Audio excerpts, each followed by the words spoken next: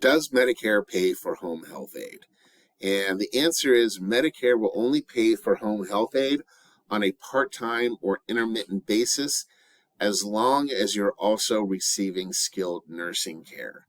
So in a lot of cases, Medicare is not going to pay for home health aid, or they may not pay for the amount of home health aid that you actually need. It's really going to depend on your situation.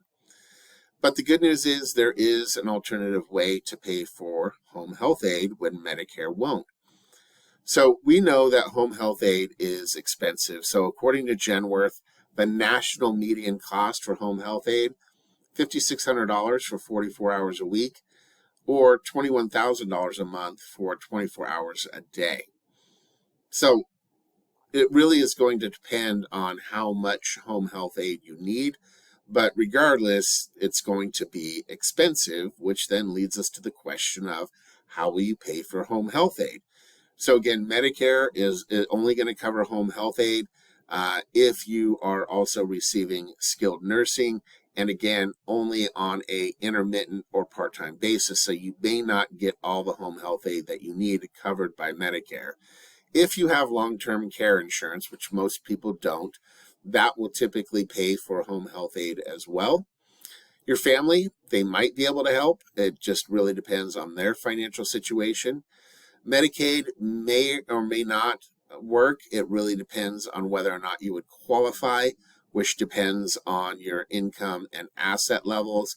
And Medicaid also has the ability to lien the estate. So once you've passed away or the last spouse has passed away, Medicaid can lien the estate and try and recover some or all of the money that they've paid towards home health aid. So where most people are going to lean is retirement savings. And the issue with that is home health aid is expensive, and it could be financially devastating to you if you're single, or to the remaining spouse if there's a couple. Because if you spend all the money on home health aid, there may be nothing left for you or your spouse at some point in the future should you need additional funds to pay for future healthcare expenses, home repairs, car repairs, etc. And of course, there are potential income tax obligations from drawing large sums of money out of a retirement portfolio. So here is the alternative way to pay for home health aid, and that is with a reverse mortgage. And there's several reasons to consider this.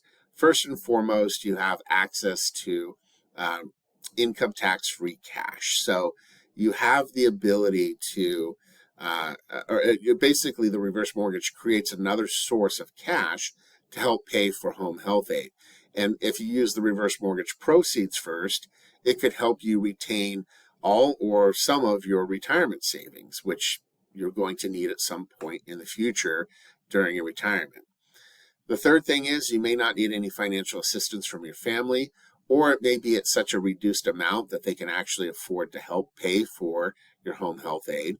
And finally, you have the potential to leave yourself and or a spouse with additional funds to supplement your income and or to pay for large expenses that they pop up.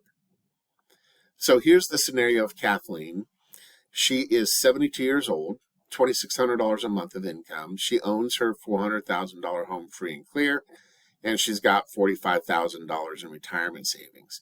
So she had a double hip replacement, and she is going to need help with daily living tasks and will likely need help for 4 to 6 months. And obviously her need for help is going to be high initially, and then that will slowly fade out as Kathleen heals and is able to do her own living tasks on a daily basis. Now, Kathleen could likely pay for the home health aid with her retirement savings, but if she did that, it's going to wipe her out financially. She's not going to have any backup. She's just down to just living on her Social Security.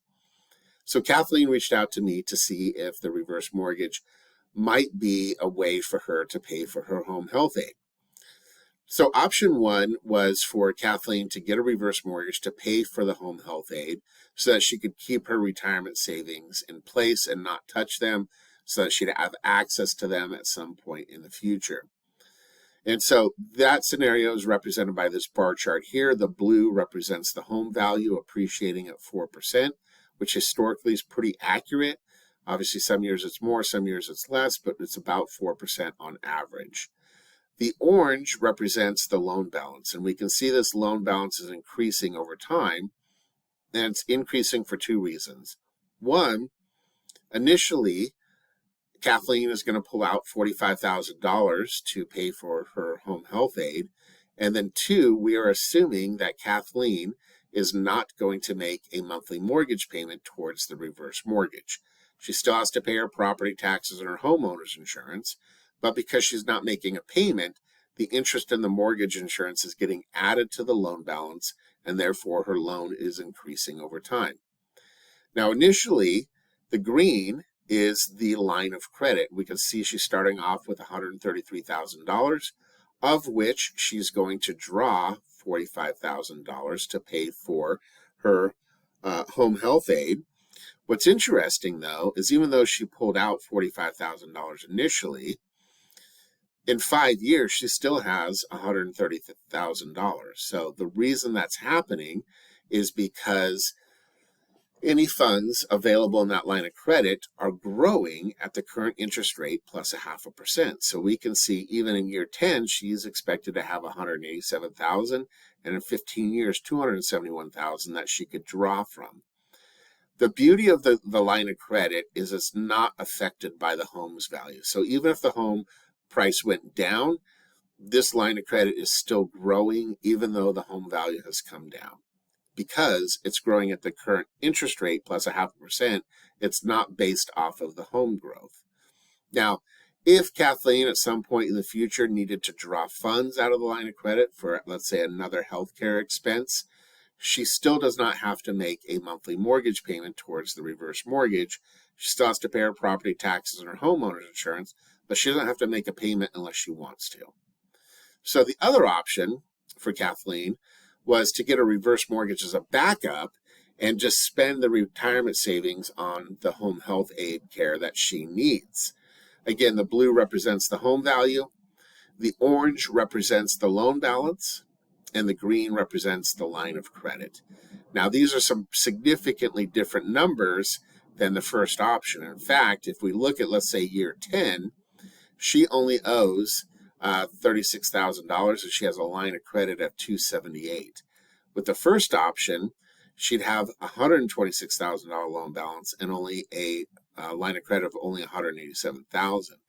So just from a purely number standpoint, Kathleen has a much lower loan balance and a much higher line of credit. So this option 2, in my opinion, makes more sense to be able to spend the retirement savings first and have that reverse mortgage as the backup.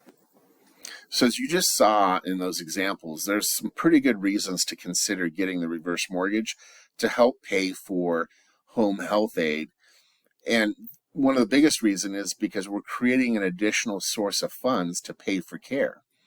And those additional funds then create flexibility on where the funds are going to come from to help pay for the home health aid that you need.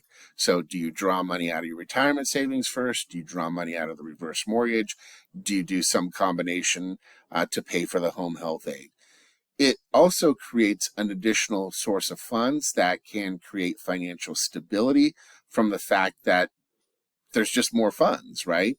And because there's more funds, this can reduce stress and anxiety over running out of money, and then that in turn creates peace of mind. So lots of reasons to consider getting a reverse mortgage to pay for home health aid when Medicare won't. Want to see how this would work for you? Give me a call. Happy to run the numbers, do some forecasting, look at different options to see which would make sense for you and your situation. Happy to answer any questions that you have about reverse mortgages. There's no cost to speak with me. There's no obligation, and I'm happy to put those numbers together for you. Give me a call, and I'll look forward to speaking with you. Thanks.